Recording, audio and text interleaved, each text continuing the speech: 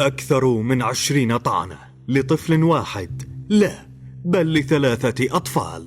في واحدة من أبشع الجرائم التي شهدتها الكرك في الأردن، أب تحول إلى قاتل وأنهى حياة أطفاله بدم بارد وأمام أعين بعضهم البعض. تقارير الطب الشرعي كشفت أن كل طفل تعرض لعدة طعنات تركزت في مناطق قاتلة من الجسد، طعنات لم تكن عشوائية بل كانت مدروسة ومخطط لها. لكن السؤال الذي هز الرأي العام الأردني: كيف يمكن أن يصل إنسان إلى هذه الدرجة من اللا إنسانية؟ وكيف يتحول الأب الذي يفترض أن يكون مصدر الأمان والسند إلى مصدر الخطر والإجرام؟ هذه الجريمة ليست جريمة عابرة، بل هي صدمة مجتمعية تدق ناقوس الخطر. فوراء كل رقم روح، ووراء كل طعنة ألم لا يمكن للعقل البشري أن يتخيله.